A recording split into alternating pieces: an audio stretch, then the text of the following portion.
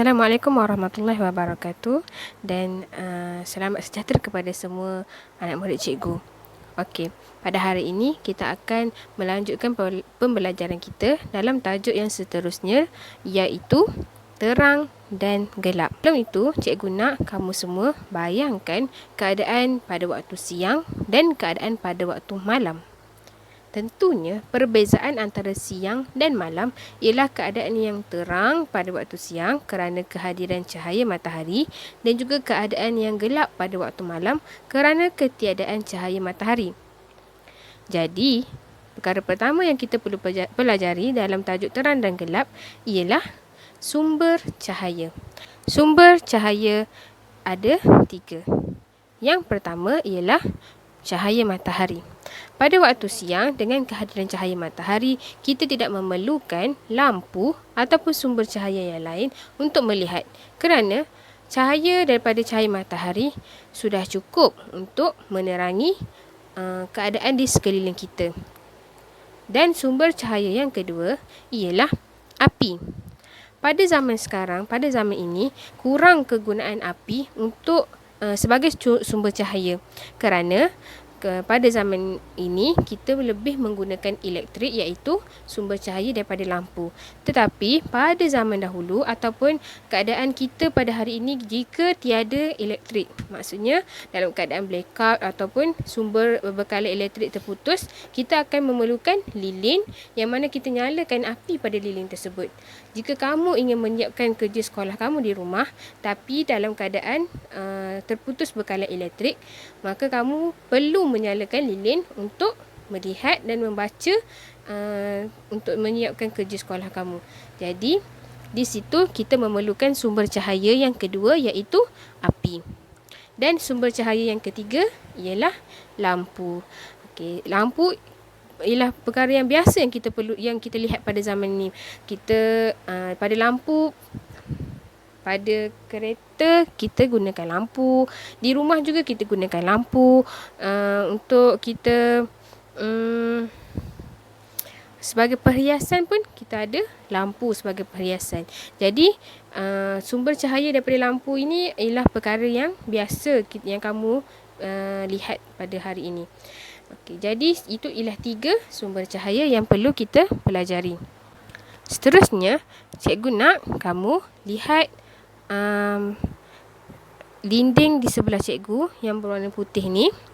Okey, dengan kehadiran cahaya dan tanpa kehadiran cahaya. Baik, sekarang ni kita berada dalam keadaan yang gelap. Kamu tidak dapat melihat kerana tiada sumber cahaya yang dibekalkan ketika ini. Namun, apabila sumber cahaya daripada lampu ini dibekalkan, kamu dapat melihat skrin ataupun dinding yang putih ini. Okey. Cahaya bergerak dalam keadaan yang lurus. Sumber cahaya cikgu sekarang ialah lampu meja ini. Okey, daripada lampu meja ini ke arah dinding dan sekeliling di sebelah sini yang kamu lihat cerah ini, dapat merasai cahaya yang bergerak secara lurus daripada sumber cahaya ini.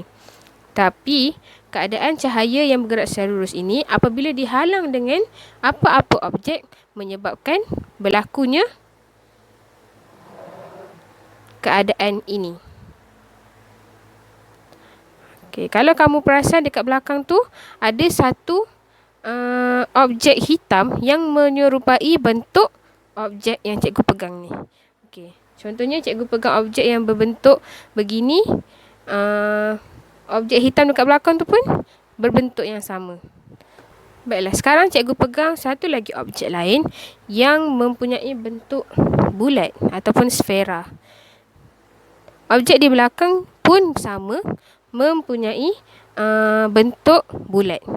Okey, jadi kamu boleh lihat bentuk objek di belakang itu yang warna hitam tu bergantung kepada objek yang menghalang cahaya.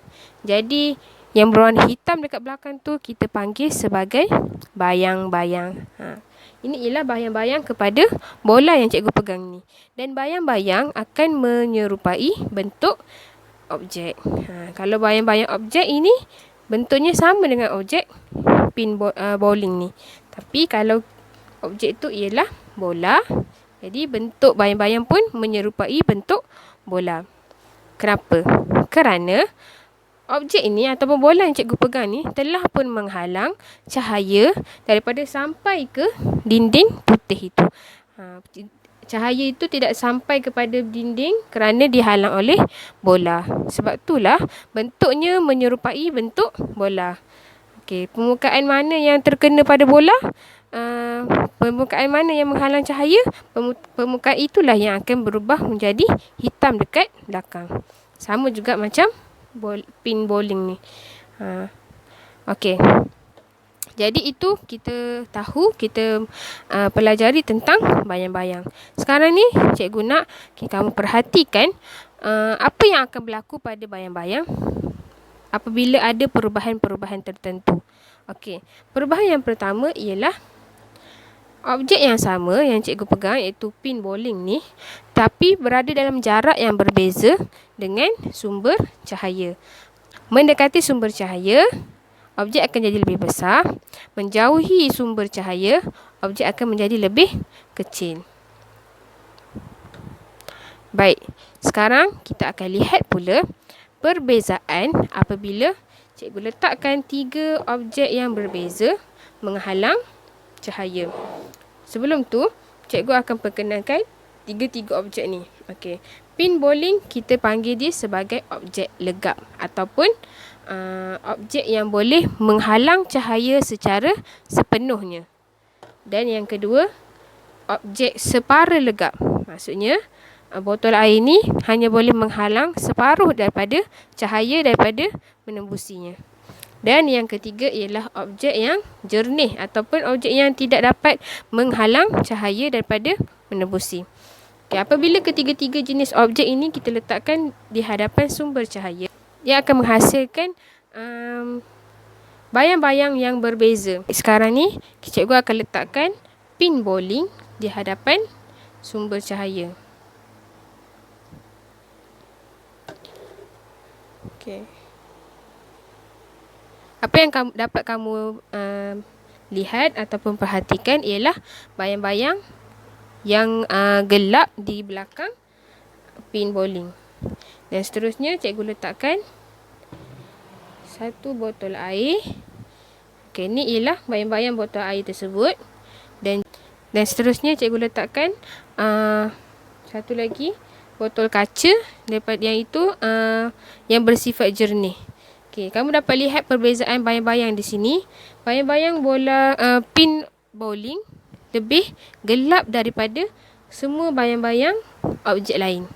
Dan bayang-bayang botol air yang jernih ni yang paling cerah antara semua bayang-bayang yang lain.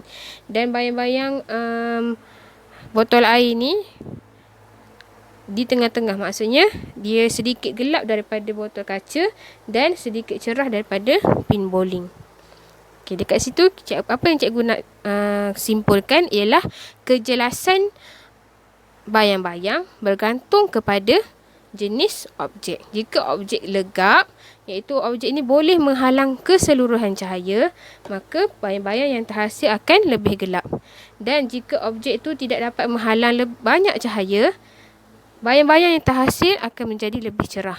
Dan jika objek itu jernih, iaitu objek yang boleh ditembusi oleh cahaya, bayang-bayangnya juga semakin cerah.